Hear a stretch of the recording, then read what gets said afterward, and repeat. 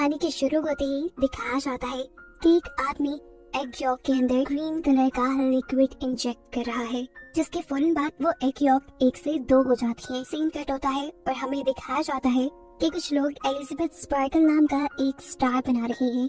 असल में एलिजाबेथ एक बहुत ही खूबसूरत मॉडल है और एक शो की होस्ट भी। इस स्टार के बनने के कुछ अरसे तक लोग इस स्टार के पास आकर सेल्फीज लेते थे, लेकिन फिर आहिस्ता आहिस्ता लोगों का इस स्टार से ध्यान हटता चला गया और ये स्टार टूट गया। किसी ने इसे ठीक भी नहीं किया, जो ये साफ जाहिर कर रहा था कि लोगों का एलिजाबेथ स्पार्कल के अंदर से इंटरेस्ट खत्म होता जा रहा है।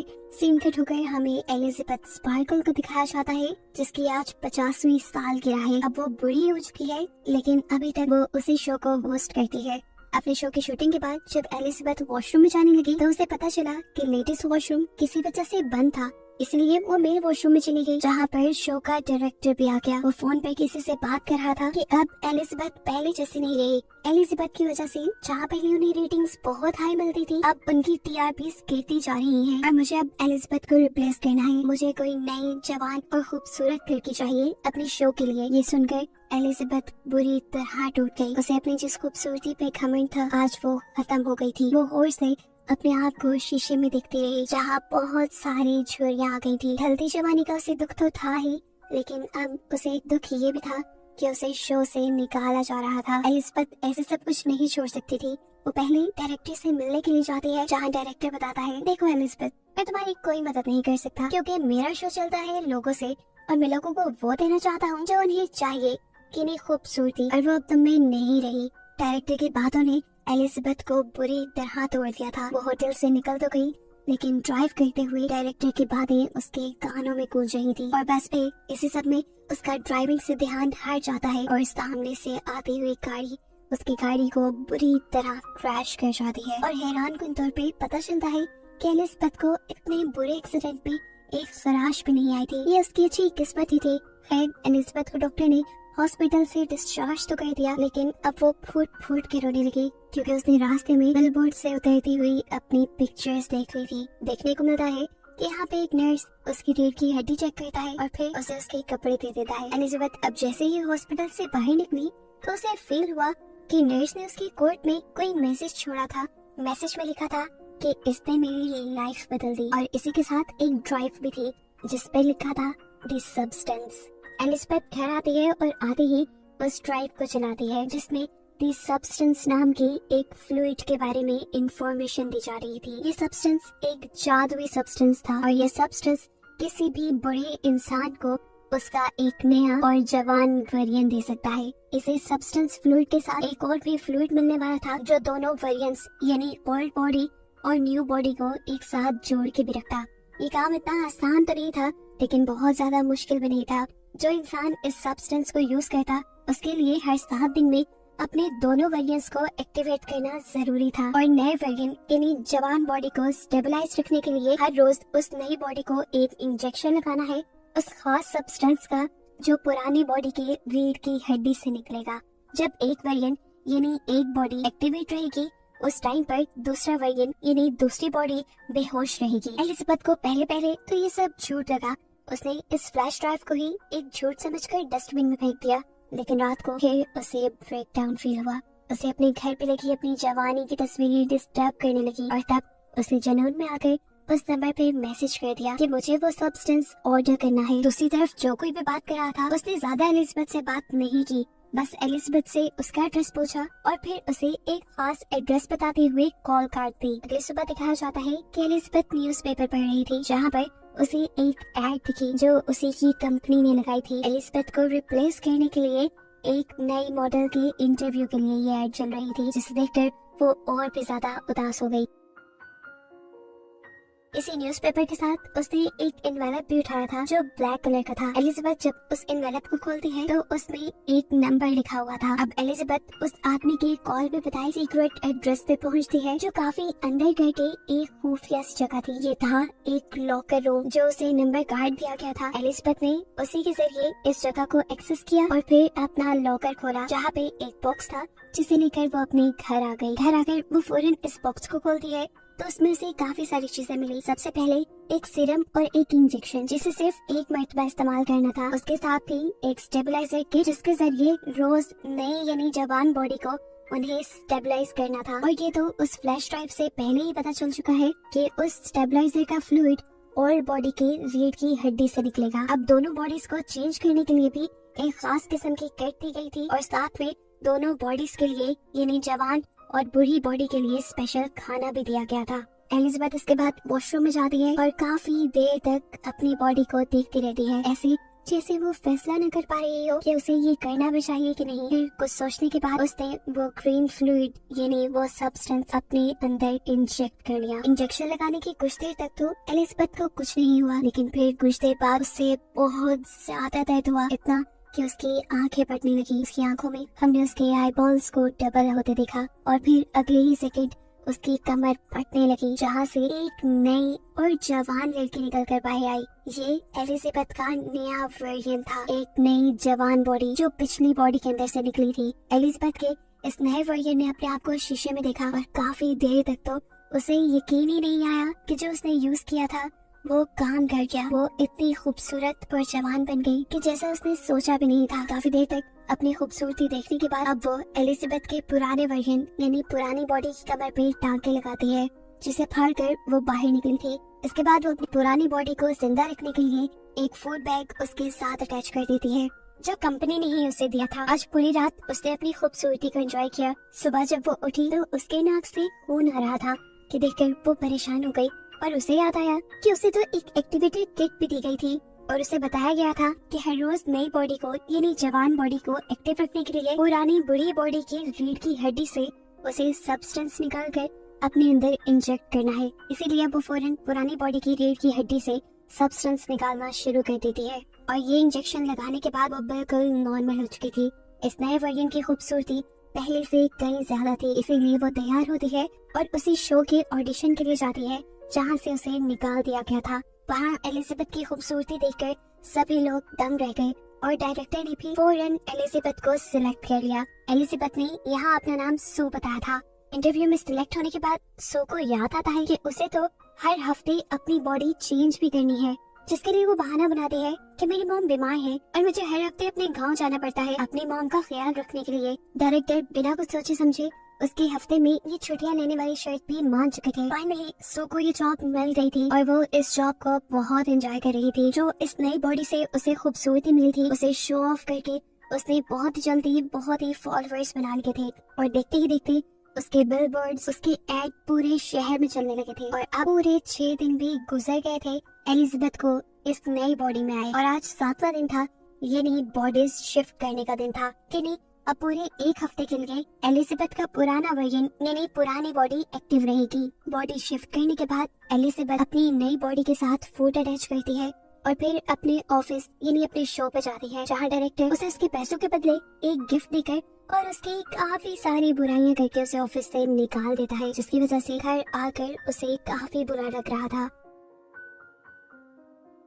खैर, अब अगला दिन आ जाता है। एलिजाबेथ को न्यूज़पेपर पढ़ते हुए एक एनवेलप मिला उसी कंपनी का, जहाँ से उसने वो सब्सटेंस लिया था। इस एनवेलप के अंदर मैसेज था कि उसकी नई रिफिल किट आ चुकी है और एलिजाबेथ अब अपना कोट शर्ट पहनकर वो किट ले आती है। अब 7 दिन पूरे हो जाते हैं और एलिजाबेथ सू में बदल जाती है, यानी वो अपनी नई बॉडी को एक्टिव कर लेती है। अब इस नई बॉडी ने तो दुनिया के सारे मजे लेने थे, ऐसे में वो कभी घर पे होती कभी ना होती, उसकी सच्चाई खुल भी सकती थी। इसलिए उसने फैसला किया कि वो अपने घर की एक दीवार तोड़कर एलिजाबेथ की पुरानी बॉडी को वहाँ छुपा के रखेगी। सू की इस खटर पटर से इतना शोर हो रहा था कि उसके नेबर्स भी परेशान होने लगे और जब एक नेबर आकर उससे कंप्लेन करने लगा तो सू की खूबसूरती को देखकर वो कंप्लेन भी नहीं कर पाया। और उसने बोला, अगर कोई मदद चाहिए हो मुझे बुला लेना, मैं पास में ही रहता हूँ। लेकिन सू तो सीक्रेट काम कर रही थी, किसी की मदद उसे चाहिए नहीं थी, इसीलिए बड़े नखरीले अंदाज में उसने अपने नेबर के मुंह पे ही दरवाजा बंद कर लिया और फिर वो अंदर आई और कई घंटे लगाकर उसने अपना काम पूरा कर लिया। यानी उसने अपने घर के अंदर ही एक खुफिया कमरा बना लिया, जिसके अंदर उसने एलिजाबेथ की पुरानी बॉडी छुपा दी। अब क्योंकि एलिजाबेथ की जगह सू ने ले ली थी और सू मशहूर होने वाली थी, इसलिए उसने एलिजाबेथ की सारी जवानी की फोटोज भी उसी के साथ छुपा दी। एलिजाबेथ को अपनी इस नई बॉडी में इतना मजा आ रहा था कि इस सब में वो भूल ही गई कि आज शिफ्टिंग का दिन था। उसकी पुरानी यानी एलिजाबेथ वाली बॉडी का खाना खत्म हो रहा था और आज उसे अपनी बॉडी शिफ्ट करनी थी। सो अपने एक दोस्त को घर भी ले आती है। घर आकर जब वो अपने काम में बिजी थी तो एकदम से उसे अपने नाक से खून बहता फील हुआ और अजीब उसकी बॉडी में सनसनाहट शुरू हो गई। वो समझ गई कि अब उसकी बॉडी शिफ्ट करने का टाइम है, लेकिन बॉडी शिफ्ट करने के बजाय उसके दिल में लालच आ गया। उसने कुछ और ज्यादा थे अपनी इस नई बॉडी में रहने का फैसला किया और एलिजाबेथ की बॉडी से सब्सटेंस निकाल कर अपनी बॉडी में इंजेक्ट कर लिया, जिससे वो तो ठीक हो गई, लेकिन एलिजाबेथ की बॉडी के साथ क्या होगा ये आगे पता चलेगा। 7 दिन और सू ने ऐसे ही गुजारे और फिर बॉडी शिफ्ट की। जब वो एलिजाबेथ वाली बॉडी में आई तो उसने देखा कि उसकी एक उंगली गल चुकी थी और ये सरासर उसकी लापरवाही की वजह से हुआ था, यानी उसने वक्त पे अपनी बॉडी स्विच नहीं की थी। एलिजाबेथ अब टेंशन में कंपनी में कॉल करती है और उनसे पूछती है कि मैंने अपना एक साइकिल मिस कर दिया, मैंने अपनी बॉडी स्विच नहीं की जिसकी वजह से मेरी एक उंगली खराब हो गई है, इसे ठीक करने का क्या सोल्यूशन है। तब कंपनी ने जवाब दिया इसका कोई हल नहीं, जो हो गया सो हो गया। और ये सुनकर वो बहुत ज्यादा डर गई। कंपनी ने उसे बताया कि तुम 2 नहीं हो, तुम हो एक ही बॉडी से निकली है तुम्हारी वो नई बॉडी भी, इसीलिए तुम्हें ध्यान रखना होगा। एलिजाबेथ अब अपनी नई रिफिल खरीदने निकल आई। अपनी रिफिल लेने के बाद वो एक रेस्टोरेंट में गई जहाँ पर उसे एक बूढ़ा आदमी नजर आया जो उससे अजीबोगरीब बातें करने लगा था। एलिजाबेथ ने नोट किया कि उसके हाथ पे बिल्कुल वैसा ही निशान है जैसा हॉस्पिटल में नर्स के हाथ पे उसने देखा था, यानी ये उस नर्स का पुराना बूढ़ा वर्जन था। ये बूढ़ा आदमी उससे पूछता है क्या तुम्हारी नई बॉडी ने तुम्हें खाना तो नहीं शुरू किया। ये सुनकर वो घबरा गई और वहाँ से उठकर भाग निकली। एलिजाबेथ अब अपनी घर आ जाती है। वो इस पुराने वर्जन में भी खुश रहना चाहती थी, इसीलिए उसने अपने एक दोस्त को कॉल की मिलने के लिए। वो बहुत ही प्यारा तैयार हुई, उसने बहुत प्यारे कपड़े पहने और बिल्कुल सू जैसा यानी अपने नए वर्जन जैसा मेकअप किया। तैयार होकर वो बाहर निकलने ही वाली थी कि उसे बाहर लगे हुए सू के पोस्टर्स नजर आ गए, जो देखते ही उसका सारा कॉन्फिडेंस लूज हो गया और उसने अपने मेकअप, अपना बाल सब कुछ उलझा लिया। वो अब पागल होने लगी थी। अपनी डिप्रेशन के चलते वो बहुत ज्यादा खाना खाती है और फिर सो जाती है।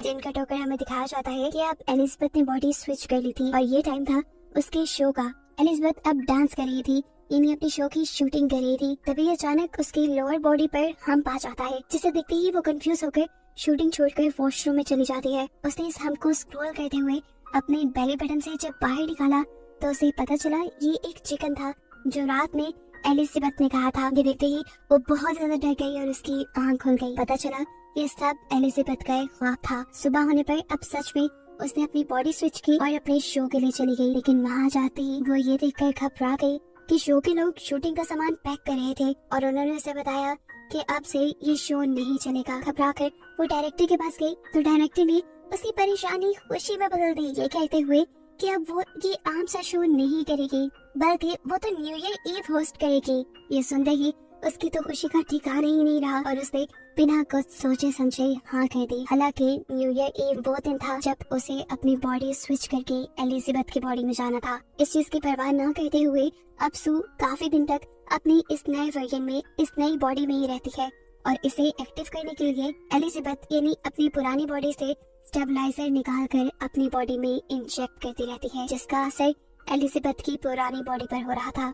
अब काफी दिन बाद जब सू ने अपने आप को स्विच किया तो देखा कि एलिजाबेथ बिल्कुल बूढ़ी हो चुकी थी उसके सीरम ज्यादा निकालने की वजह से। अब तो एलिजाबेथ अपनी हालत देखकर अब एलिजाबेथ को सू से नफरत होने लगी थी।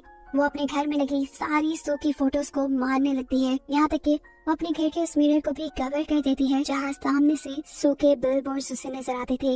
एलिजाबेथ बहुत परेशान थी। वो कंपनी में कॉल करती है और उनसे पूछती है कि क्या इस सब का कोई सोल्यूशन है, क्या मुझे वही बॉडी वापस नहीं मिल सकती जिस बॉडी के अंदर से मैंने नए वर्जन को यानी सू को निकाला था। कंपनी के आदमी ने बताया आपको पहले भी बताया गया था, जो हो गया सो हो गया, अब कुछ चेंज नहीं हो सकता। हाँ, लेकिन ये आपके हाथ में है कि अगर आप सब कुछ रोकना चाहें तो यहीं पर रोक सकती है और अब आपका ओल्ड वर्जन यानी आपकी एलिजाबेथ वाली बॉडी जिस कंडीशन में है उसके साथ आप अपनी पूरी उम्र गुजार सकते हैं। लेकिन ये एलिजाबेथ को मंजूर नहीं था।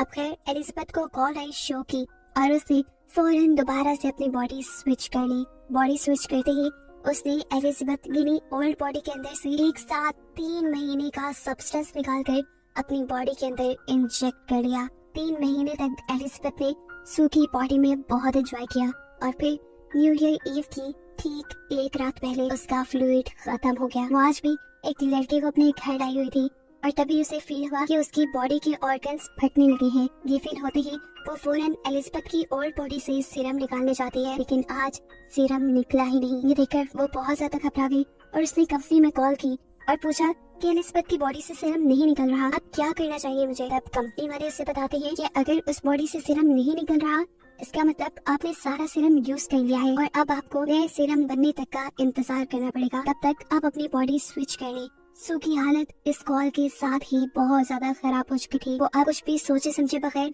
अपनी बॉडी को स्विच करने लगती है और स्विचिंग की ये सारी आवाजें वो लड़का भी कमरे में सुन रहा था। उसे भी कुछ अजीब, कुछ गड़बड़ फील हुई, जिसे इन्वेस्टिगेट करने के लिए वो वॉशरूम में आया, लेकिन इस बुढ़ी अजीब सी एलिजाबेथ ने फौरन वॉशरूम लॉक कर लिया, इससे पहले कि लड़का उसके इस भयानक रूप को देख पाता। देखने को मिलता है वो बहुत ही ज्यादा बूढ़ी हो चुकी थी और साथ ही साथ गंजी भी हो गई थी। उससे चलना फिरना सब मुश्किल हो रहा था। एलिजाबेथ अब बहुत ज्यादा घबरा चुकी थी। वो कंपनी में कॉल करती है और कहती है कि मैं सब कुछ यहीं पर रोकना चाहती हूँ। कंपनी वाले भी उसकी बात मान लेते हैं और उसे टर्मिनेशन फ्लूइड ले जाने को बोलते हैं। एलिजाबेथ की ये बॉडी बहुत ही भयानक दिख रही थी। वो अपनी कोशिश के साथ जितना कर सकती थी इस बॉडी को कपड़ों में छुपा लेती है और फिर अपना टर्मिनेशन सब्सटेंस लेने के लिए पहुंचती है।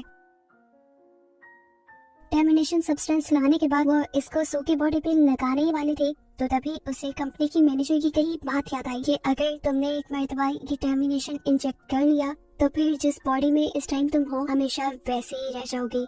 ये सोचते ही उसने सीरम इंजेक्ट नहीं किया। उसे शीशे में अपनी बॉडी को देखा और उसे सू पे दोबारा गुस्सा आने लगा, क्योंकि ये सब सू की वजह से हुआ था। उस समय उसने सू में सीरम इंजेक्ट कर लिया, लेकिन अभी उसने आधा ही सीरम इंजेक्ट किया था कि उसे ख्याल आया कि अभी तो उसे बहुत बड़ा शो होस्ट करना है और आने वाले दिनों में उसे अवार्ड भी मिलने वाला है। उसे वो अवार्ड भी लेना था। उसे अपनी तारीफें सुननी थी जैसे पहले लोग उसकी किया करते थे। इस लालच में उसने आधा सीरम बाकी सू को इंजेक्ट नहीं किया और फिर वो सू को उठाने लगी। काफी देर तक उसे जगाने की कोशिशों के बाद जब सू नहीं जागती तो वो बॉडी स्विच करने का सोचती है, लेकिन जब बॉडी स्विच भी नहीं हुई तब एलिजाबेथ ने अपनी रीढ़ की हड्डी से एक्टिवेटर निकालकर सू को लगा दिया और सू एक्टिवेट हो गई। यानी एक वक्त में एलिजाबेथ के दोनों वेरिएंट एक्टिवेट हो गए थे। एक्टिवेट होते ही जब सू ने ये देखा कि एलिजाबेथ उसे टर्मिनेट करने वाली थी तो उसे बहुत गुस्सा आया। उसने अपने गुस्से में एलिजाबेथ को इतना मारा, इतना मारा, इतना मारा कि आखिर उसका सर क्रैश हो गया और वो मर गई। एलिजाबेथ को मारने के बाद उसे एहसास हुआ था कि उसने बहुत गलत कर लिया। अब तो उसे एक्टिवेटर सब्सटेंस भी नहीं मिलने वाला था। खैर, अब वो यहाँ से सब कुछ साफ करती है और अपने न्यू ईयर प्रोग्राम के लिए चली जाती है। जहाँ जाते ही क्राउड ने बहुत जोश से उसे वेलकम किया। उसे सब बहुत अच्छा लग रहा था, लेकिन तभी अचानक उसे अपनी बॉडी में कुछ अजीब महसूस होने लगा। उसके नाक से खून आने लगा और वो घबरा कर वॉशरूम में आ गई। उसने जैसे ही मुंह खोला तो उसके 2 दांत टूट कर गिर गए। उसने मुंह खोल के जैसे ही अपने 2 दांतों को और टच किया तो वो भी टूट कर गिर गए और तब उसे एहसास हुआ कि असली एलिजाबेथ के मरने की वजह से उसकी बॉडी खोखली हो गई है। अब उसे अगर किसी भी तरह जिंदा रहना था तो उसे एक्टिवेशन सीरम लगाना था, जिसके लिए वो अपने घर की तरफ बढ़ जाती है। लेकिन जब वो लिफ्ट में थी तभी उसका एक नील और एक कान कट कर गिर गया। वो बुरी तरह घबरा गई, लेकिन तभी लिफ्ट में कोई और इंसान भी आ गया और उसके यहाँ खड़े रहने तक वो अपने आप को बिल्कुल भी घबराया हुआ नहीं दिखाना चाहती थी। उसने बिल्कुल ऐसी एक्टिंग की जैसे कुछ भी ना हुआ हो और फिर जल्दी से वो अपने घर आ गई। अब सू जैसे ही जाकर एक्टिवेशन सीरम लगाती है तो कुछ नहीं होता। तब उसे याद आता है कि उसके पास तो सब्सटेंस भी रखा है जो उन्हें बस एक ही मर्तबा यूज करना था। उसने कुछ भी सोचे समझे बगैर ये सब्सटेंस अपने अंदर इंजेक्ट कर लिया और ये करते ही सू को बहुत ज्यादा दर्द हुआ। पहले की तरह उसकी बॉडी कमर से फटी और अंदर से एक सू और एलिजाबेथ का मिला जुला अजीब सा वर्जन बाहर निकल आया, जो दिखने में किसी भयानक खौफनाक मॉन्स्टर जैसा था। सू एक हाइब्रिड बन चुकी थी। उसकी दिमागी हालत इतनी खराब हो गई कि उसने एहसास नहीं किया अब वो क्या है, वो दुनिया के सामने जा भी सकती है कि नहीं। उसने अपने इस हाइब्रिड चेहरे के ऊपर ही सू की तस्वीर लगाई और अपने शो पे चली गई। जैसे ही वो स्टेज पे माइक के पास पहुंचती है, वहाँ जाकर उसके मुंह से फोटो गिर जाती है और सबको उसका भयानक हाइब्रिड चेहरा दिख जाता है, जो दिखने में बहुत क्रीपी था। सभी लोग उसे डरने लगे और उसे मॉन्स्टर कहकर उससे दूर भागने लगी। एलिजाबेथ को देखकर घबराते हुए अब एक आदमी बेसबॉल बैट से एलिजाबेथ के मुंह पे वार करता है, जिससे उसका मुंह कट के इधर उधर गिर जाता है और उसकी बॉडी से खून निकलकर पूरे स्टूडियो में फैल जाता है। सभी लोग घबरा कर वहाँ से चले गए और एलिजाबेथ की बॉडी अजीबोगरीब टुकड़ों में डिवाइड होते हुए किसी कीड़े की तरह रेंगते हुए वहाँ से बाहर निकल आई, जहाँ नीचे बिल्कुल एलिजाबेथ स्पार्कल का स्टार बना हुआ था। उसकी पूरी बॉडी खत्म हो चुकी थी और बस अब एलिजाबेथ का चेहरा ही अजीब हालत में उस स्टार के ऊपर लेटा हुआ था, जो आसमान की तरफ देखते हुए मुस्कुरा रहा था। और एकदम से वो भी फट कर यहाँ पे बस खून रह गया, जिस खून को अगली सुबह यहाँ पे काम करने वाले आदमियों ने साफ कर दिया। और बस यही दिखाते हुए ये कहानी यहाँ खत्म हो गई।